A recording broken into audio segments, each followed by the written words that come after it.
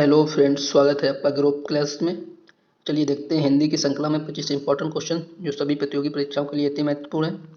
चलिए शुरू करते हैं आज का पहला क्वेश्चन है, हिंदी भाषा में कुल वर्ण लिपियाँ कितनी हैं। इसमें पूछा गया हिंदी भाषा में कुल वर्ण लिपियाँ कितनी हैं। तो बात करें वर्ण लिपियाँ क्या होती हैं। लिपियाँ होती हैं वर्णों को लिखने का तरीका। वर्णों को लिखने का तरीका ये लिपियाँ कहलाती हैं। ये लिपियाँ कहलाती हैं। जैसे हिंदी का ये देवनागरी लिपि का है। हिंदी की लिपि देवनागरी है तो ये विशेषता बता रहा है लिखने का तरीका का ये देवनागरी लिपि का है। तो जैसे इंग्लिश की हो जाएगी रोमन, अंग्रेजी की हो जाएगी रोमन लिपि हो जाएगी। जैसे 1 2 ये 3 ये रोमन लिपि हो जाएगी और पंजाबी की हो जाएगी गुरुमुखी। बात करें कुल वर्ण लिपियाँ कितनी होती हैं तो 52 होती हैं।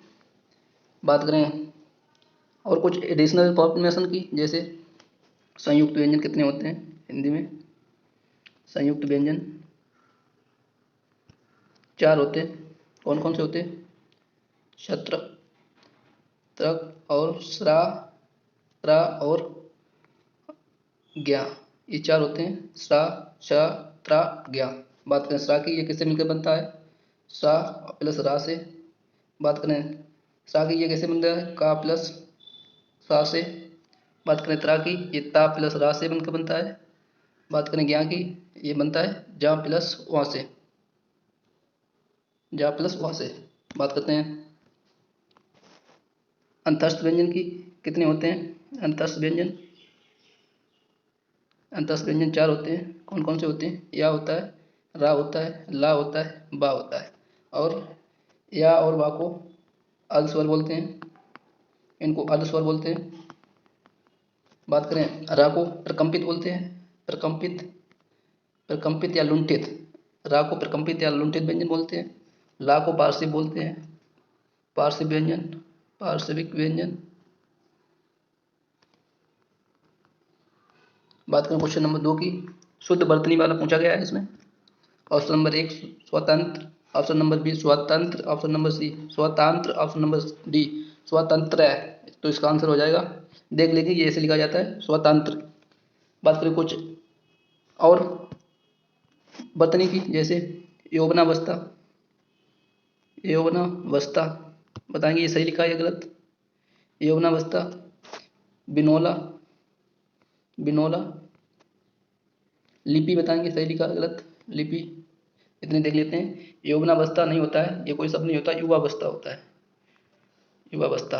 तो यहाँ पे यौवनावस्था है वो गलत है, आपको युवावस्था टिक करना है। बिनोला कोई शब्द नहीं होता है, बिनोला होता है, बिनोला। लिपि भी गलत है, लिपि में छोटी ई की मात्रा है पापे। बात करें कुछ अन्य शब्दों की, जैसे शत्रुघ्न, शत्रुघ्न की वर्तनी बताएंगे शुद्ध है ये गलत। बात करें सन्यासी, सन्यासिनी की बताएंगे, सन्यासिनी की बताएंगे तो ये शत्रुघ्न की वर्तनी गलत है, शत्रुघ्न की हो जाएगी शत्रुघ्न, घन आधा आएगा शत्रुघ्न, ये वाला ठीक है शत्रुघ्न। बात करें सन्यासिनी की, ये भी गलत है, सन्यासिनी का हो जाएगा सन्यासिनी।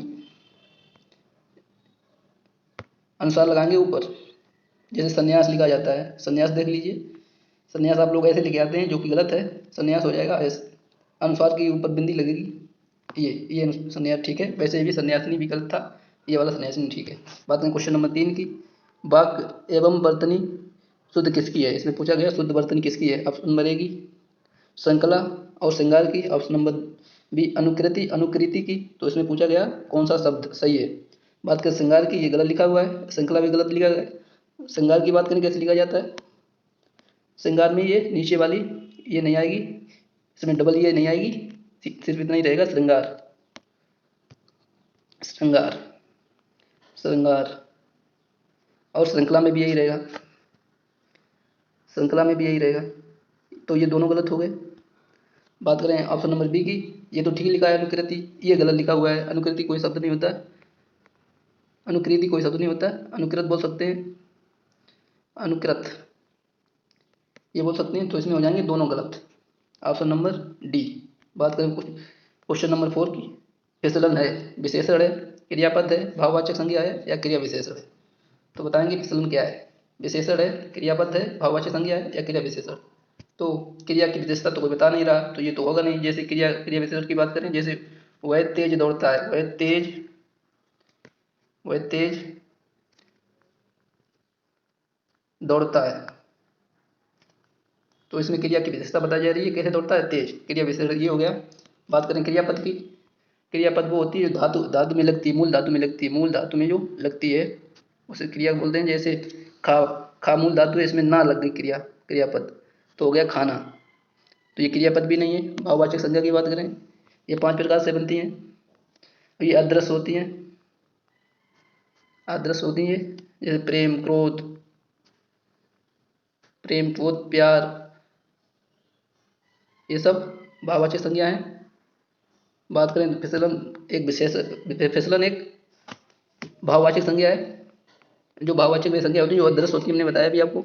और ये प्लेट में इनको परोस नहीं सकते हैं, फिसलन को आप प्लेट में नहीं परोस सकते हैं। जैसे कुछ और एग्जाम्पल के लिए, जैसे आप प्रेम को नहीं प्लेट में परोस सकते हैं, तो भाववाचक वे संज्ञा होती है जिनको आप प्लेट में परोस नहीं सकते। जैसे प्रेम हो गया, क्रोध हो गया, बुराई हो गई, तो इनको आप प्लेट में नहीं परोस सकते हैं। बात करें विशेषण की, विशेषण वे होते हैं जो संज्ञा और सर्वनाम की विशेषता बताते हैं। संज्ञा सर्वनाम की विशेषता बताते हैं, वह विशेषण होते हैं। सर्वनाम की विशेषता बताते हैं, विशेषण कहलाते हैं। बात करें क्वेश्चन नंबर नेक्स्ट की, यह पतंग मेरी है, रेखांकित का भेद है। इसमें पूछा गया यह पतंग मेरी है, इसमें कौन सा सर्वनाम है, निश्चयवाचक है, अनिश्चयवाचक है, सार्वनामिक है या निजवाचक है। तो 5 का आंसर बताएंगे, कौन सा हो जाएगा। 5 का हो जाएगा निजवाचक। आप लोग बोलेंगे निजवाचक, निश्चयवाचक क्यों हो जाएगा, इसमें निजवाचक क्यों नहीं होगा। तो इसमें निजवाचक वहाँ पे होता है जहाँ पे निजवाचक होता है, वहाँ पे स्वयं की बात हो, खुद की बात हो, आप ही की बात हो। जैसे एग्जाम्पल के तौर पर, मैं खुद ही पोंछा लगाऊंगी, मैं खुद ही कपड़े धोऊंगी, मैं आप ही बर्तन मांजूंगी, तो वहाँ पे निजवाचक होता। बात करें ऑप्शन नंबर ए की, निश्चयवाचक, जहाँ पे जब दो सर्वनाम पड़ोसी हो वहाँ पे निश्चयवाचक होगा। याद रखेंगे, जहाँ पर दो सर्वनाम पड़ोसी हो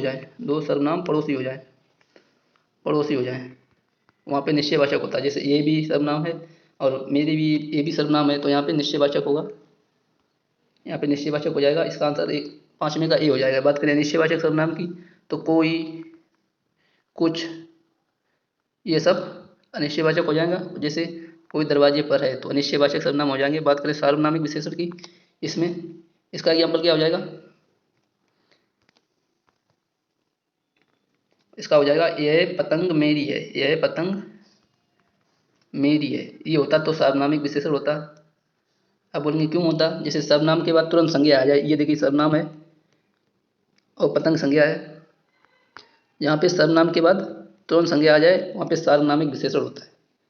तो याद रखें क्या बताया हमने, निश्चयवाचक सर्वनाम की विशेषता हमने बताई, दो सर्वनाम जहाँ पे मिल जाए वहाँ पे निश्चयवाचक होता है। सर्वनाम के बाद तुरंत संज्ञा आ जाए वहाँ पे सार्वनामिक विशेषण होता है। जैसे ये पतंग मेरी है, ये सर्वनाम है और संज्ञा है पतंग। बल्कि निश्चयवाचक की बजाय हमने आप ही, खुद ही, ये सब उसमें आ जाएंगे निजवाचक में। अनिश्चयवाचक की बात करें, इसमें कोई, कुछ, ये सब आएगा। बात करें क्वेश्चन नंबर 5 की, मोहन तुमसे चौगुना काम करता है। इस वाक्य में विशेषण पूछा गया कौन सा है, आवृत्तिवाचक, परिमाणवाचक, संकेतवाचक, सार्वनामिक। तो इसमें हो जाएगा चौगुना में पूछा गया विशेषण, तो आवृत्तिवाचक हो जाएगा। चौगुना हो गया, 2 गुना हो गया, 3 गुना हो गया, ये आवृत्तिवाचक विशेषण है। परिमाण की बात हो जाती है नाप तौल के लिए, नाप तौल 4 मीटर कपड़ा नापने के लिए हो जाएगा, तो परिमाणवाचक। 2 लीटर दूध, ये परिमाणवाचक में आ जाएगा। संकेत है दिया नहीं जा रहा कुछ, तो संकेतवाचक होगा नहीं। सार्वनामिक आपको बताया ही मैंने, जब सर्वनाम का पड़ोसी संज्ञा हो जाए तो वहाँ पे सार्वनामिक विशेषण होता है। तो बात करें क्वेश्चन नंबर नेक्स्ट की, क्रिया विशेषण युक्त वाक्य है। इसमें पूछा गया क्रिया विशेषण युक्त वाक्य कौन सा है। ऑप्शन नंबर 1, मैं कल नहीं जाऊँगा। ऑप्शन नंबर बी, ये फूल सुंदर है। ऑप्शन नंबर सी, लड़का रोते रोते घर पहुंचा। ऑप्शन नंबर डी, आज शाम को मत आना। तो इसमें पूछा गया क्रिया विशेषण पूछा गया है, तो इसमें तो निषेधात्मक वाक्य हो रही है, तो ये निषेधात्मक वाक्य हो गया। इसमें फूल की विशेषता बताई जा रही है, फूल कितना है, ये इसमें विशेषण हो गया। फूल की विशेषता बताई जा रही है, तो इसमें विशेषण हो गया, ये भी नहीं हुआ। तो बात करें इसमें ऑप्शन नंबर सी की, क्रिया की विशेषता जो बताया उसे क्रिया विशेषण कहते हैं। तो घर कैसे पहुंचा, रोते रोते, तो इसका आंसर हो जाएगा option number C. Option number D में कुछ दिया गया नहीं है, निषेधात्मक वे भी ये मना कर रहा है, इसमें मत आना। बात करें कुछ एडिशनल इन्फॉर्मेशन की, जैसे क्रिया विशेषण के भेद बताएंगे। क्रिया विशेषण के भेद रूप के अनुसार क्रिया विशेषण के भेद रूप के अनुसार क्रिया विशेषण के होते हैं 3 भेद। मूल होता है मूल क्रिया विशेषण, यौगिक क्रिया विशेषण और स्थानीय क्रिया विशेषण। बात करें क्रिया के भेद कितने होते हैं? क्रिया के भेद रचना के आधार पर तो 2 होते हैं, अकर्मक क्रिया और सकर्मक क्रिया। याद रखेंगे 2 होते हैं क्रिया के रचना के आधार पर भेद 2, अकर्मक क्रिया हो जाएगी और सकर्मक क्रिया। बात करें प्रयोग की दृष्टि से क्रिया के भेद,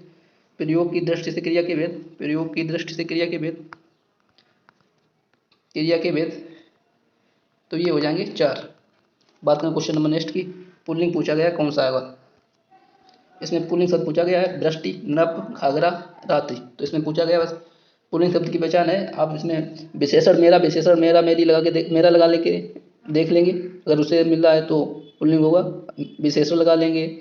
और आप इसमें विशेषण लगा लेंगे, इसमें सर्वनाम लगा लेंगे, मेरा सर्वनाम लगा लेंगे, और अच्छी विशेषण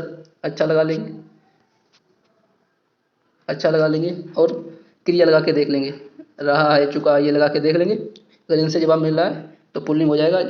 जैसे वृष्टि का मतलब होता है बारिश, वर्षा, तो वर्षा हुई, तो ये तो स्त्रीलिंग हो गया। बात करें रात्रि हुई, तो ये भी स्त्रीलिंग हो जाएगा। बात करें ऑप्शन नंबर बी की, नृप, हमारा राजा, सर्वनाम लगा के देख लिया, हमारा राजा, नृप माने राजा होता है, हमारा राजा, तो ये पुल्लिंग हो गया। अच्छा घाघरा, अच्छा घाघरा, या फिर हमारा घाघरा, अच्छा घाघरा, विशेषण लगा के देख लिया, अच्छा घाघरा, तो इसमें मिल अच्छी घाघरा नहीं होता, अच्छा घाघरा होता है, तो इसमें हो जाएंगे बी और सी दोनों सही हो जाएंगे। बात करें कुछ अन्य शब्दों की, जैसे कुमार ये पुल्लिंग है, इसका स्त्रीलिंग बताएंगे। पंडित का बताएंगे स्त्रीलिंग, कुमार का हो जाएगा कुम्हारिन।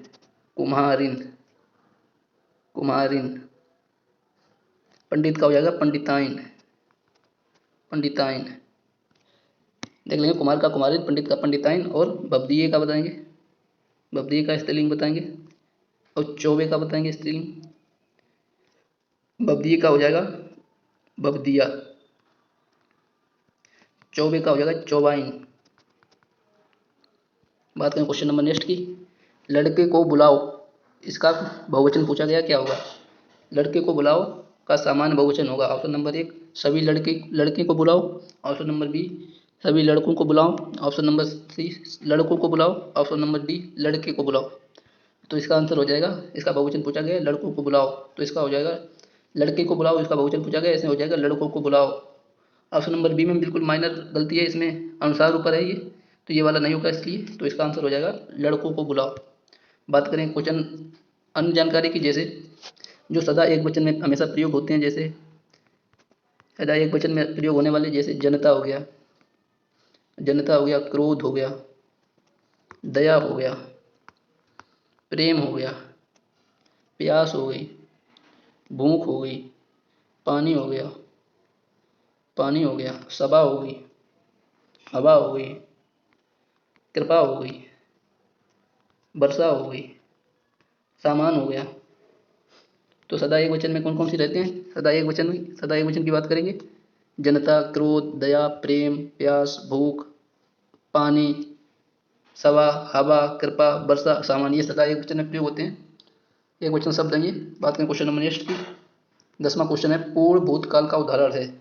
पूर्ण भूतकाल का उदाहरण पूछा गया है, ऑप्शन नंबर 1 वे गए, ऑप्शन नंबर बी वे खा रहे थे, ऑप्शन नंबर सी वे आए थे, ऑप्शन नंबर डी वे सोकर उठे हैं। तो बात करें इसमें पूर्ण भूतकाल का उदाहरण, ऑप्शन नंबर 10 का सी हो जाएगा, वे आए थे, यानी कि क्रिया को हुए पहले बहुत पहले का टाइम हो चुका है, इसलिए इसमें ये आंसर हो जाएगा। आप बात करें ऑप्शन नंबर 1 की, ये सामान्य भूतकाल है ये, वे गए सामान्य भूतकाल है ये, वे खा रहे थे मतलब अपूर्ण भूतकाल, ऑप्शन नंबर बी अपूर्ण भूतकाल है। बात करें ऑप्शन नंबर डी की, वे सोकर उठे हैं, तो ये आसन्न भूतकाल हो जाएगा, मतलब आसान भूतकाल वो होता है जो क्रिया अभी अभी हुई हो, जैसे अभी वो वे सोकर उठे हैं, तो इसमें हो जाएगा अभी अभी क्रिया बता रही है, अभी सोकर उठे हैं, तो इसमें हो जाएगा आसन्न भूतकाल। बात करें कुछ अन्य इन्फॉर्मेशन की, जैसे भूतकाल के भेद बताएंगे, भूतकाल के भेद बताएंगे, वर्तमान काल के भेद बताएंगे, भविष्य काल के भेद बताएंगे। भूतकाल के हो जाएंगे 6, वर्तमान के हो जाएंगे 5, भविष्य के हो जाएंगे 3। बात करें क्वेश्चन नंबर नेक्स्ट की, उसने टेढ़ी चाल चली में कौन सा कारक है? संबंध कारक, कर्म कारक, अधिकरण कारक, कर्ता कारक। 11 का आंसर बताएंगे। उसने टेढ़ी चाल चली में कौन सा कारक है? तो इसमें हो जाएगा कर्ता कारक।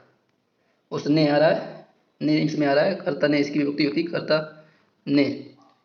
कर्म की हो जाएगी को, संबंध में हो जाएगा का, की, के, नानी, ने, ये सब इसमें संबंध में आ जाएगा। अधिकरण की बात करें में पर इसकी कारक विभक्ति होती है। और स्थान की बात करेगा, जैसे बिल्ली छत पर बैठी है, स्थान की बात आ गई तो वहाँ पे अधिकरण होता है। बात करें क्वेश्चन नंबर नेक्स्ट की, तत्सम शब्द नहीं है, इसमें पूछा गया तत्सम शब्द कौन सा नहीं है? इंदु, दिनेश, मनोज, रात्रि। तो बात करें इसमें तत्सम शब्द रात्रि नहीं है, ये तद्भव है, तो इसका तत्सम होता रात्रि, रात्रि होता तब होता तत्सम। बात करें कुछ अन्य तत्सम तत्वों की, जैसे बेंत का बताएंगे, बेंत का बताएंगे, बेंत का बताएंगे तत्सम, खाट का बताएंगे तत्सम, पोखर का बताएंगे तत्सम, आग का बताएंगे। बेंत का हो जाएगा बेंत्र, खाट का हो जाएगा खटवा, और पोखर का हो जाएगा पुष्कर, आग का हो जाएगा अग्नि, अग्नि। तो बेंत्र का हो जाएगा, बेंत तत्व है, इसका हो जाएगा बेंत्र, खाट का हो जाएगा खटवा, पोखर का हो जाएगा पुष्कर, आग का हो जाएगा अग्नि। बाद में क्वेश्चन नंबर नेक्स्ट की, अतीन्द्र में उपसर्ग पूछा गया कौन सा है? अति है, अतो है, आ है, या अति है? 13 का आंसर बताएंगे। 13 का आंसर हो जाएगा ए। बात करें इसके संधि विच्छेद की, कैसे पता लगा अति उपसर्ग है? जैसे इसका संधि विच्छेद कर लेंगे, अति प्लस इंद्रिय, तो इसमें आ रहा है अति, अति उपसर्ग आ रहा है। उपसर्ग बे होते हैं, उपसर्ग या प्रत्यय, बे शब्दांश हैं। उपसर्ग जो शब्द के पहले में लगते हैं और प्रत्यय शब्द के बाद में लगते हैं। उपसर्ग कोई शब्द नहीं होता, ये शब्दांश है, यानी कि शब्द का भी कोई छोटा अंश, इनका कोई अर्थ नहीं होता है। बात करें कुछ अन्य अन्य शब्दों की, जैसे अत्यधिक में बताएंगे उपसर्ग, प्रत्येक में बताएंगे उपसर्ग, अभ्यागत में बताएंगे उपसर्ग, अभ्यागत में उपसर्ग बताएंगे। इसमें देख लेंगे, इतने बताएंगे आप पहले। तो अति, अति धन, अधिक हो जाएगा इसका संधि विच्छेद, तो इसमें अति आ रहा है, एड संधि का एग्जाम्पल है, ये भी एड संधि का एग्जाम्पल है प्रत्येक में। इसमें प्रति उपसर्ग हो जाएगा प्रति प्लस एक। अभ्यागत में अभिधनागत हो जाएगा, अभिधनागत, अभिधनागत, इसमें भी अभी उपसर्ग हो जाएगा। फ्रेंड, अगर क्लास अच्छी लग रही हो, क्लास को लाइक करेंगे, शेयर करेंगे और हमारे चैनल को सब्सक्राइब करेंगे। क्वेश्चन नंबर 14 में उपसर्ग और प्रत्यय का एक साथ किसमें प्रयोग हुआ है? रिश्तेदार में, अभिमानी में, कृपालु में, भारीता में। तो इसमें पूछा गया उपसर्ग और प्रत्यय दोनों में किसमें प्रयोग हुआ है? बात करें रिश्तेदार में, इसमें दार, दार प्रत्यय हुआ है। बात करें अभिमानी में, इसमें अभी प्लस मान प्लस ई, तो इसमें अभी उपसर्ग आ गया और ई प्रत्यय आ गया, तो इसमें मूल शब्द हो गया मान, तो इसका आंसर हो जाएगा ऑप्शन नंबर बी। बात करें कृपालुता में, कृपालुता में प्रत्यय कौन सा है? इसमें दो है, आलू, आलू भी बता सकते हैं और ता भी बता सकते हैं। बात करें ऑप्शन नंबर डी की, भारतीयता में, इसमें भारत प्लस या प्लस ता, इसमें दो दो प्रत्यय हो गए, या भी हो गया, ता भी हो गया। बात करें क्वेश्चन कुछ अन्य शब्दों की, जैसे रसोईया में बताएंगे, रसोईया में प्रत्यय बताएंगे, अपमान में उपसर्ग बताएंगे, अपमान में उपसर्ग बताएंगे, इसमें प्रत्यय बताएंगे आप लोग। तो रसोईया में हो जाएगा या प्रत्यय हो जाएगा, और अपमान में हो जाएगा आप उपसर्ग। बात करें क्वेश्चन नंबर नेक्स्ट की, निरंतर अभ्यास करने में जड़मति भी बन जाती है। इसमें पूछा गया है, इसका रिक्त स्थान आपको भरना है। निरंतर अभ्यास करने में जड़मति भी सज्जन बन जाती है क्या? सुजान बन जाती है, सुबोध बन जाती है, या सुयोग बन जाती है? तो इसका आंसर हो जाएगा निरंतर अभ्यास करने में जड़मति भी सुजान बन जाती है। बात करें क्वेश्चन नंबर नेक्स्ट की, इसका आंसर हो जाए 15 का बी। गोष्ठी का पर्यायवाची शब्द पूछा गया है, क्या होगा? 16 नंबर का। गोष्ठी का मतलब होता है सभा, इसका आंसर हो जाएगा बी। सभा का पर्यायवाची इसके और देख लेंगे, अधिवेशन भी हो जाएगा, अधिवेशन हो जाएगा, परिषद हो जाएगा, बैठक हो जाएगा, संगीति हो जाएगा, ये सब सभा के पर्यायवाची हो गए। बात करें question number option number C की, कोष का हो जाएगा निधि,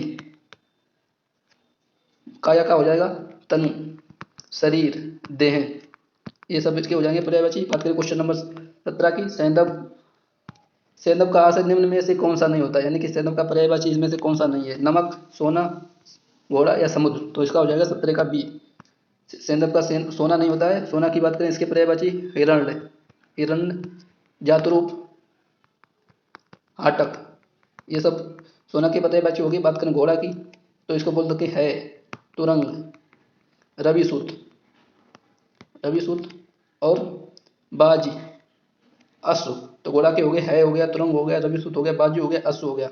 बात करें नमक के, इसका हो जाएगा नोन, नून भी बोल सकते हैं, नॉन भी बोलते हैं, लवड़ भी बोलते हैं इसका। बात करें समुद्र के, समुद्र के हो जाएगा जलधि, जलधि हो जाएगा, पयोधी हो जाएगा, ये सब हो जाएंगे समुद्र के। बात करें क्वेश्चन नंबर नेक्स्ट की, कृति और कृति का, एक कृति का मतलब होता है, इस कृति का मतलब होता है रचना, तो दूसरा कृति का अर्थ क्या होगा, बड़ी की मात्रा इसमें है, कृति इसका अर्थ पूछा गया तो इसका अर्थ होगा रचना का। बात करें क्वेश्चन शब्दों की, जैसे नीर और नीड़, नीर और नीड़ का मतलब बताएंगे। अब प्रसाद और प्रसाद का अर्थ बताएंगे, प्रसाद और प्रसाद का अर्थ बताएंगे क्या होता है। नीड़ का होता है, नीड़ माने जल, पहले नीड़ का हो जाएगा जल, इसका हो जाएगा जल, और नीड़ का हो जाएगा घोंसला, दूसरे का घोंसला। इसका हो जाएगा प्रसाद का हो जाएगा भोज, और प्रसाद का हो जाएगा भवन, भवन। तो नीड़ का जल और नीर का जल और नीड़ का घोंसला, प्रसाद का हो जाएगा भोज और प्रसाद का हो जाएगा भवन। बात करें कुछ अन्य शब्दों की ओर, जैसे इतर, इतर और इत्र, इतर और इत्र का बताएंगे। इत्र का हो जाएगा दूसरा, और इसका हो जाएगा सुगंधित, सुगंधित द्रव्य। इत्र का हो जाएगा सुगंधित द्रव्य और इत्र का हो जाएगा दूसरा। बात करें क्वेश्चन नंबर नेक्स्ट की, विवेक और श्रुति लगभग एक ही उम्र के हैं, तो इसका इसने पूछा गया, इसको क्या बोलेंगे, वयस्क बोलेंगे, मित्र बोलेंगे, समवयस्क बोलेंगे, अभिपूरक बोलेंगे। तो इसमें पूछा गया तो इसका आंसर हो जाएगा विवेक और श्रुति लगभग एक ही उम्र के हैं, मतलब समवयस्क हो जाएगा इसका आंसर। तो 19 का हो जाएगा सी। बात करें वयस्क की, 18+ एज वालों को वयस्क कम बोल सकते हैं। बात करें क्वेश्चन नंबर नेक्स्ट की, उच्चरण का संधि विच्छेद पूछा गया, उच्चरण का, तत्प्लसरण, तत्प्लसरण, तत्प्लक्षण, तत्प्लक्षण। तो इसका संधि विच्छेद हो जाएगा तत्प्लक्षण। बात करें चा और छा का नियम इसमें लगेगा, चा या छा का नियम। बात करें चा किसमें हो जाएगा, ता में कन्वर्ट हो जाएगा, और छा हो जाएगा सा में। तो इसमें देख लीजिए, चा को ता में बदल देंगे, चा को उच्चरण, ता को चा को ता में बदल देंगे, चा की जगह पे आ गया ता, और चा की जगह पे हो जाएगा सा, तत्सरल हो जाएगा इसका आंसर। बात करें कुछ अन्य एग्जाम्पल की, जैसे उच्छ्वास, उच्छ्वास, उच्छिष्ट, उच्छिष्ट, उच्छ्वास हो गया, उच्छिष्ट हो गया, सछात्र। उच्छ्वास की बात करें, इसका संधि विच्छेद हो जाएगा उत्तरदन श्वास, ता को ता में बदल देंगे और छा को सा में, उच्छ्वास। बात करें उच्छिष्ट की, चा को ता में बदल देंगे उत्तरदन शिष्ट, छा को सा में। बात करें उच्छ्वास की, छात्र की, तो इसका हो जाएगा सतधन छात्र, चा को ता में और सा को सा में, चा को सा में, सच्छात्र। तो देख लेंगे चा और छा का नियम लगेगा इसमें, चा को ता में और छा को सा में। बात करें क्वेश्चन नंबर नेक्स्ट की, क्वेश्चन नंबर 23 है, शुद्ध शुद्ध वाक्य चाटिए। ऑप्शन नंबर 1, उसने वहां पहुंचकर शोर मचाया। ऑप्शन नंबर बी, उसका घर मेरे को नहीं मालूम। ऑप्शन नंबर सी, मैंने एक कब बोला। ऑप्शन नंबर डी, मेरे से मत उलझो घर जाओ। तो इसका पूछा गया शुद्ध वाक्य। बात करें ऑप्शन नंबर बी की, तो यहाँ पे मेरे को नहीं होगा, उसका घर मेरे को नहीं होगा, मेरे को मालूम नहीं होगा, इसमें हो जाएगा मुझे, उसका घर मुझे नहीं मालूम। मालूम की वर्तनी गलत है इसमें, मालूम की ये हो जाएगा, तो ये दूसरा तो गलत हो गया। बात करें क्वेश्चन ऑप्शन नंबर 3 की, ये मैंने कब कहा, तो इसमें क्वेश्चन मार्क आना चाहिए था, इसलिए ये भी गलत हो गया। मैंने कब कहा, इसमें क्वेश्चन मार्क आता। मेरे से मत उलझो, तो इसमें मेरे से नहीं होगा, मुझसे मत उलझो, मुझसे मत उलझो हो। तो ये भी गलत, ये भी गलत, ये भी गलत, तो इसका आंसर हो जाएगा ए। बात करें क्वेश्चन नंबर नेक्स्ट की, इसी में देख लेते हैं क्वेश्चन अन्य शब्द, जैसे बहुत इंपॉर्टेंट है, कवित्री। शुद्ध वर्तनी बताएंगे कवित्री की, अनुग्रहित की बताएंगे शुद्ध वर्तनी क्या होती है, न्यौछावर की बताएंगे, न्यौछावर की। बात करें कवित्री की, तो ये कवित्री अक्सर गलत कर जाते हैं लोग, आप लोग याद रखेंगे, कब लिख लेंगे पहले, कब और इत्री, कब और इत्री, कवित्री नहीं होता, कवित्री होता है। अनुग्रहित भी गलत है, इसमें ग्रह वाला आएगा, अनुग्रहित, अनुग्रहित ये वाला आएगा इसमें, ना कि वो वाला, इसमें रा ऐसा वाला नहीं है, ये वाला गलत है, और ये वाला रा सही है। बात करें न्यौछावर की, तो इसमें एक मात्रा आएगी ना कि दो। न्यौछावर, ये वाला न्यौछावर गलत, ये वाला गलत है, ये वाला सही है न्यौछावर। बात करें क्वेश्चन नंबर नेक्स्ट की। कौन सा रस विवश का विरोधी है? इसे पूछा गया विवश का विरोधी पूछा गया है, तो विवश का मतलब होता है घृणा या जुगुस्सा। तो इसका विलोम पूछा गया है, तो इसका विलोम हो जाएगा श्रृंगार। इसका मतलब होता है रति, इसका स्थायी रति होता है, इसको बोलते हैं प्रेम।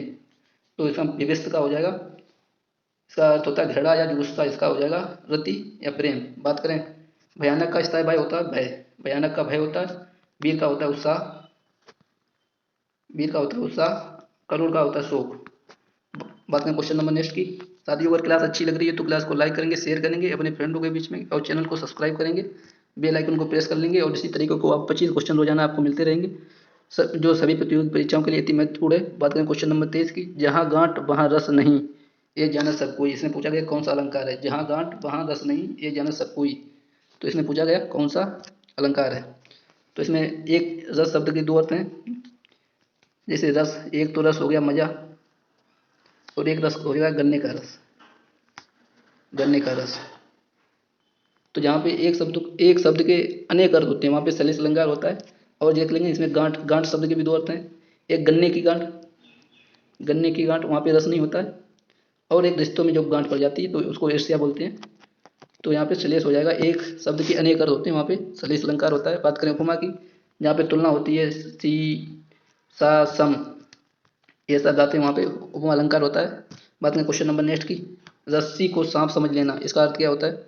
रस्सी को सांप समझ लेना, संदेह, अंधविश्वास, भावना या भ्रम। तो इसका हो जाएगा भ्रम। रस्सी को सांप समझ लिया, तो 24 का हो जाएगा ऑप्शन नंबर डी। बात करें क्वेश्चन नंबर 25 की। मेधावी शब्द का अर्थ क्या है? आज्ञाकारी, दौड़ने वाला, परिश्रमी या प्रतिभाशाली। तो इसमें हो जाएगा, मेधावी का पूछा गया 25 का हो जाएगा बी, परिश्रमी। बात करें कोई अन्य शब्दों की, जैसे बताएंगे करी, और करी का अर्थ क्या होता है? करी का होता है हाथी, जिसमें बड़ी की मात्रा है, याद रखेंगे हाथी भी बड़ा होता है और इसमें बड़ी की मात्रा है। करी का हो जाएगा करी। दूसरा करी का हो जाता है तोता, तोता भी छोटा होता है हाथी की अपेक्षा, तो इसमें भी छोटी की मात्रा है, तो ऐसे याद रखेंगे छोटी मात्रा है इसमें। तो तोता, बड़ी मात्रा है तो हाथी। बात करें पुनः शब्दों की, जैसे अब्ज का मतलब बताएंगे आप, अब्ज किसे कहते हैं? पतवार का बताएंगे आप, किसे बोलते हैं? अवगुंठन का बताएंगे, किसे बोलते हैं? अवगुंठन। अब्ज की बात करें इन्हें मेघ, मेघ को बोलते हैं। पतवार की बात करें कर्ण को बोलते हैं, यानी कान। अवगुंठन किसको बोलते हैं? घूंघट को।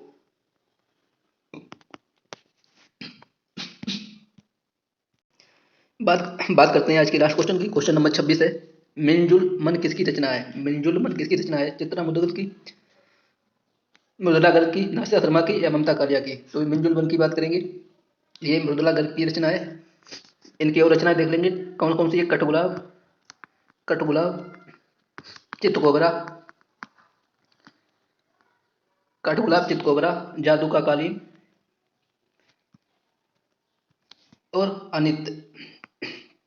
तो ये रचना हो गई मृदुला गर्ग की, कौन सी? मिंजुल मन, कठगुलाब, चितकोबरा, जादू का कालीन और अनित्य। बात करें मिंजुल मन की, तो मिंजुल मन को पुरस्कार मिला हुआ है, साहित्य अकादमी पुरस्कार, साहित्य अकादमी पुरस्कार 2013 का मिला हुआ है मिंजुल मन को, मृदुला गर्ग को।